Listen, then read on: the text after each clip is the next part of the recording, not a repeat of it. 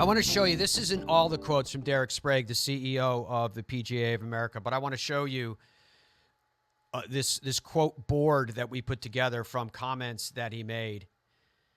One of them being, I don't know one recreational golfer that wants to hit it shorter. I don't think we want 30 or 40 million golfers to go out and have to buy new golf balls, but buy new equipment to match the new golf balls. So it really puts a burden on the recreational player.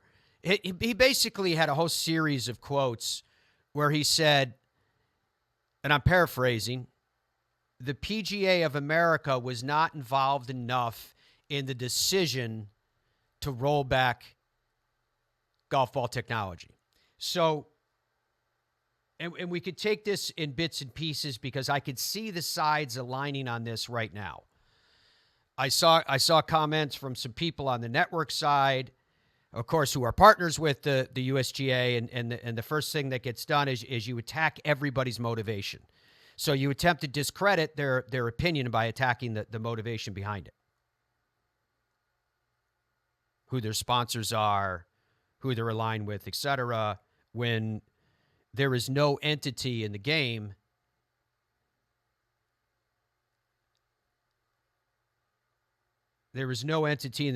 that's more conflicted in the opinions that are expressed than media, of which we are part of, admittedly.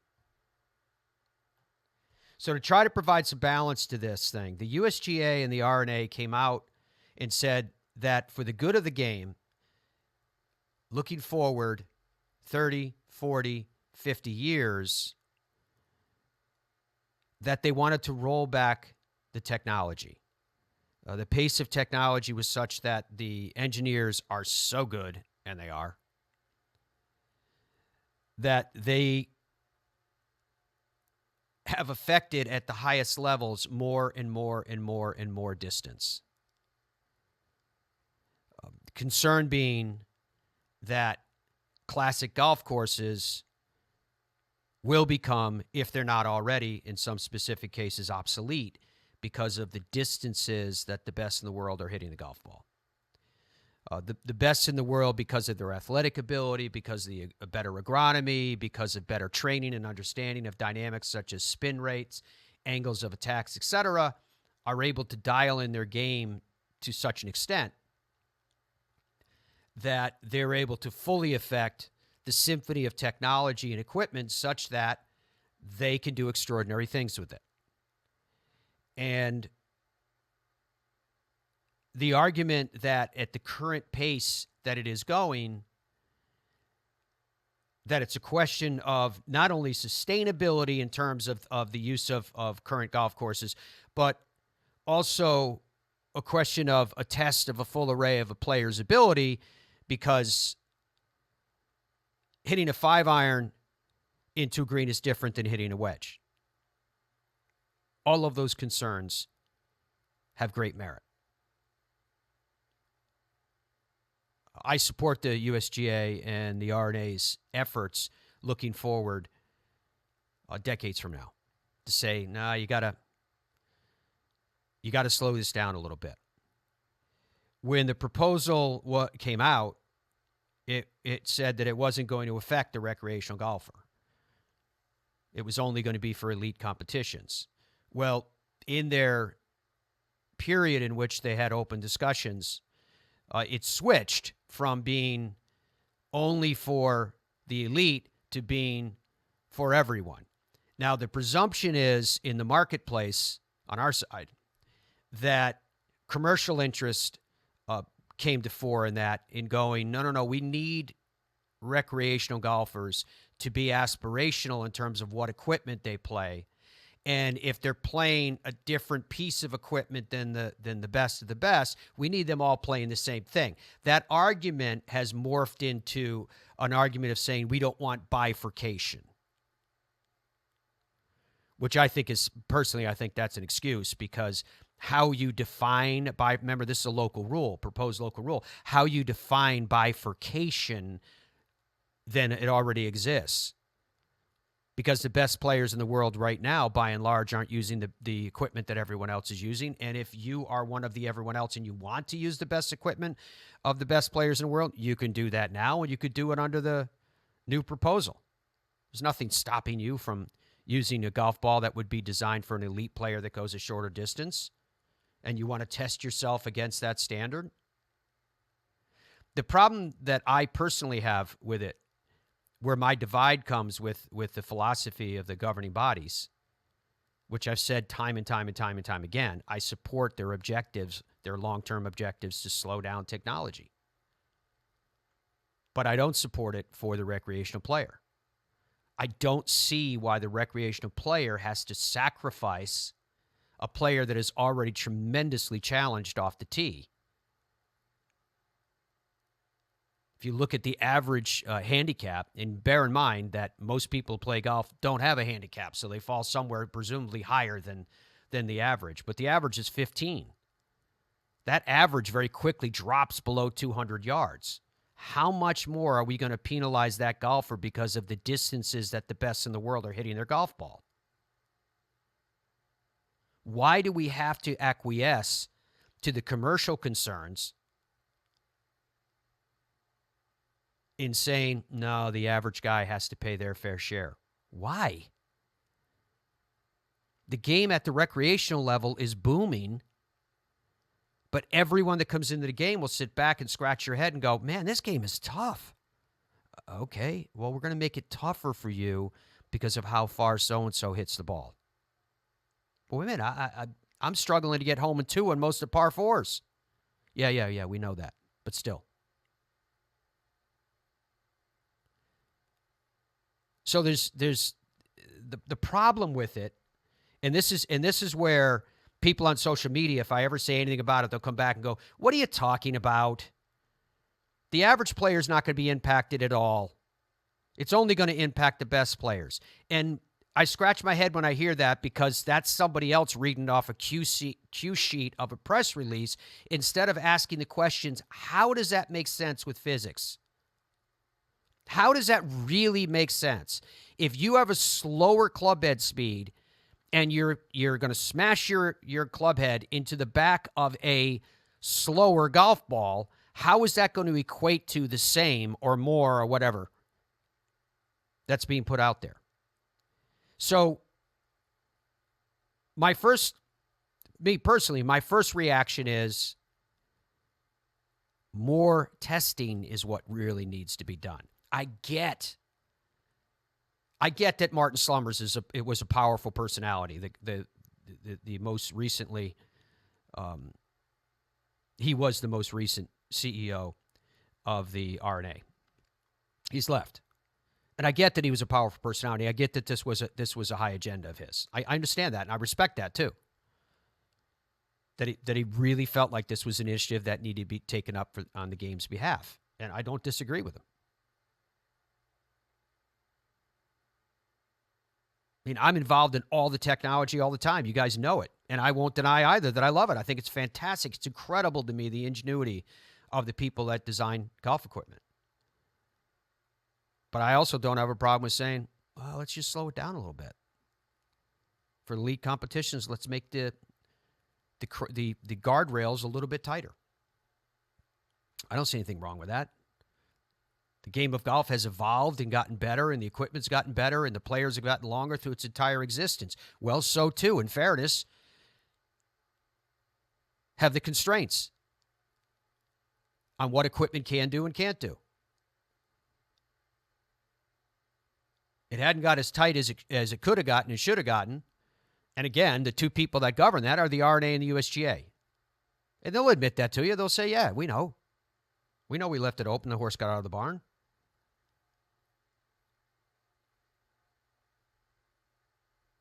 So the debate's coming, because you've got Derek Sprague, who's the CEO of the PGA of America, and he implied in a separate interview that the PGA Tour is of the same mindset, where they're not really on board with this. Now, bear in mind, the PGA of America controls the American half of the Ryder Cup, but they also host their own major, the PGA Championship.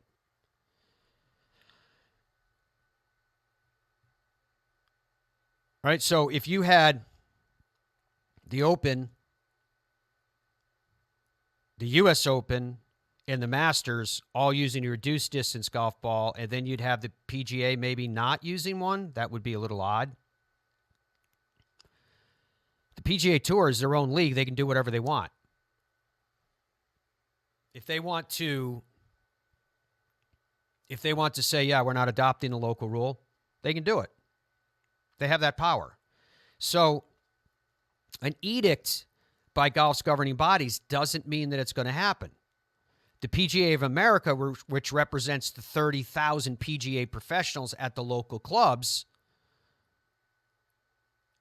could have great influence on those said facilities going, yeah, we don't think this is in the best interest of our membership. This comes back to that question that I ask you guys all the time. Who is speaking for you? Who is looking out for you? Who has your best interests in mind and not simply measuring you as a source of revenue?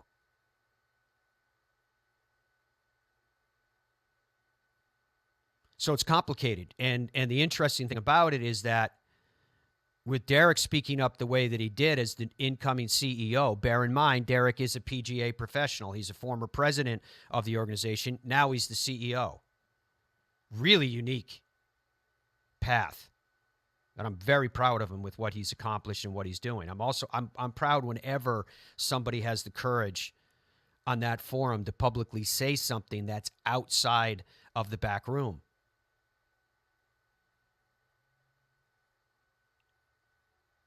And Derek Sprague is saying, nah, we're not comfortable with this.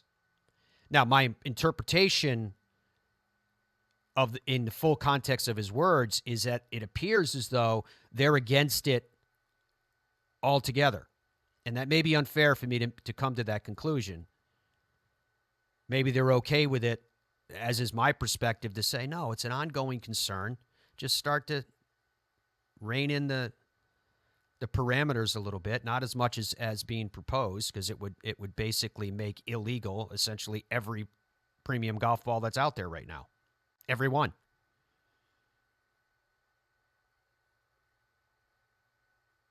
I've seen some accounts that said it would make non-conforming every golf ball going back to 2000, every premium one. I mean, it's crazy stuff out there. But what I'm saying is we shouldn't be guessing.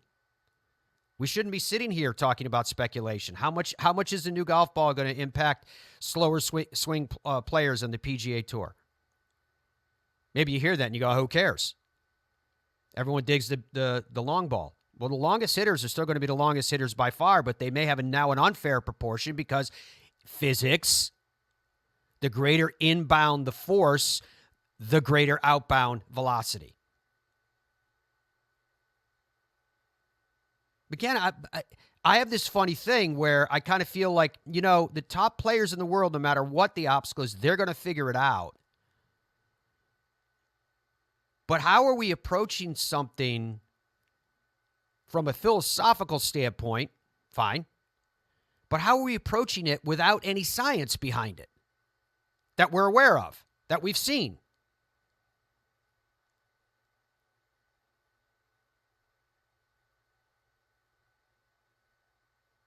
I read the reports. I saw the small sample surveys that they did in this course and that one. Why not use the data that's coming in from places like Arcos and, where you've got millions of data points that you can study? Why not seed out the proposed golf ball at every level of the game and get real data? And then come back and tell the world of the virtues of taking distance away from a 15 handicap that's struggling to hit it 200 yards off the tee. And then they say it, and it's almost, honestly, there's almost an arrogance involved in it, in my view, as a golf course operator as well, to say, we'll just move up a tee. Seriously. Go to most golf courses,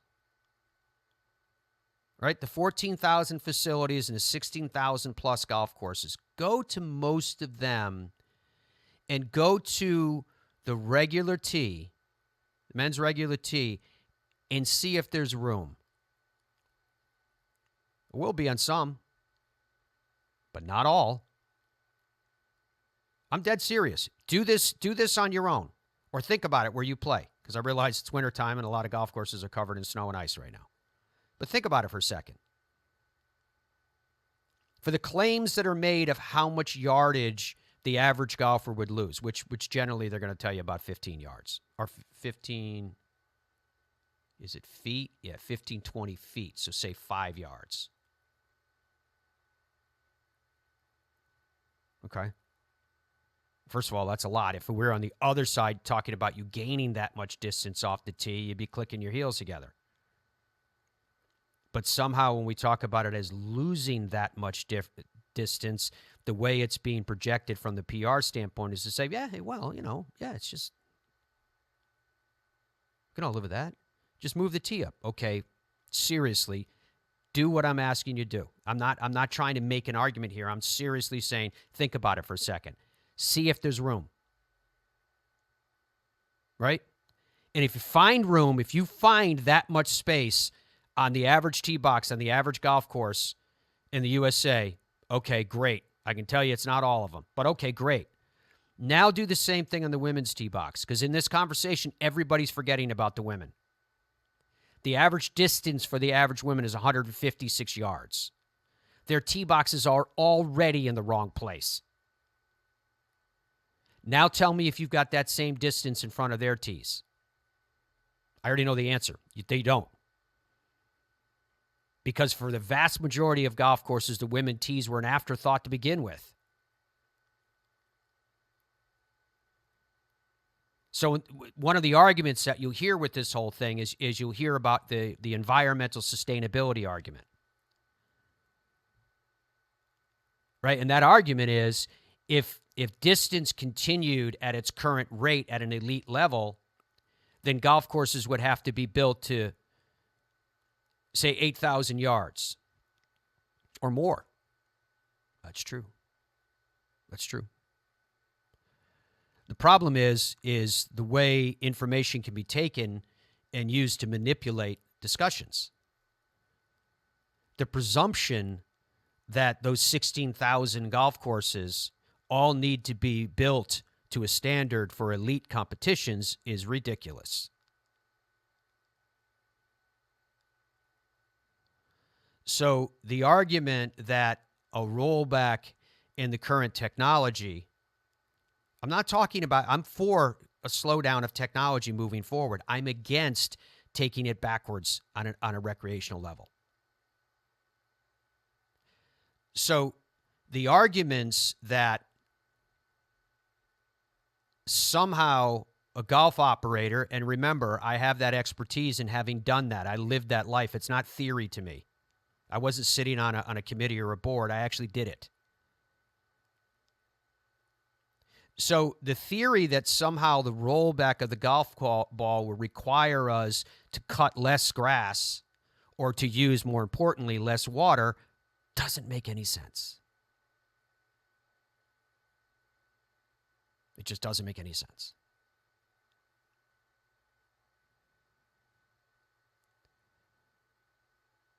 The theory that somehow playing a shorter golf ball will somehow increase the pace of play, again, I mean, I'll leave that to you guys, but can you tell me how that increases the pace of play? Is the shortest hitter in your group the fastest player? Does anything about this proposed technology change mean that you won't slice the ball into trouble? So if you're slicing it a shorter distance than you were before, that's going to somehow equate to the round being played faster? So there's nothing that I'm telling you right now that you guys haven't heard me complain about before. What I'm trying to do is I'm trying to be honest with you in terms of what I feel and where I stand with this, but at the same time trying to present to you a balanced argument, which again, I'm going to reiterate. I support the USGA and the R&A's efforts to slow down technology moving forward. They said 20, 30, 40, up to 50 years. I get it. And I get that the elite players are doing elite things. So the argument is, do you recognize that? Do you accept that? And you say, when in golfing terms, those players are superhuman. Let them do their thing. If you want to put some kind of guardrails on those players, make greater consequences for missed shots, spin, etc. But to achieve the objectives of where we stand right now and the intention of the USGA and the R&A to roll back the technology, it seems to me that what they were attempting to achieve was based on a philosophy, which I support, but not based upon science, which I don't support. I think we need more testing done, real science done, not an expression of opinions, not the influence of people that have great commercial interest in which way this goes one way or the other, but an actual science. Instead of telling people that it will have little impact, which is a relative term, on the recreational golfer, let's know. It's a golf ball, and these are golf clubs. Put them out there. Test. Get your data. Know exactly what we're talking about. What impact will it have on golf? We've seen there's a few professionals, Lucas Glover, one of them, that said he was testing with the new golf ball. Where he got it from, no idea. We don't have that information. And he said the impact was very, very dramatic. Keegan Bradley implied the same thing. Again, it doesn't surprise me because it's physics. I'm not relying upon press releases or relying upon graphs that someone sends out and says, yeah, this will be what we estimate.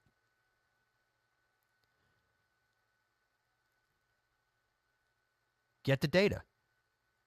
Actually know. Be able to say. If you're worried about cost, then put people in a position where they say, well, here's a new ball. If you want to test it, it costs $1 for the ball, whatever. I don't know.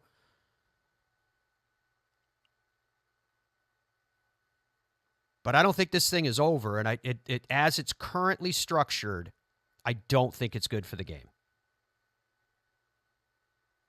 I think the philosophy is good for the game. The end objectives, I support. It's good for the game. But how we get there right now is crossing pathways that are taking from people who don't have anything to give. That's odd to me.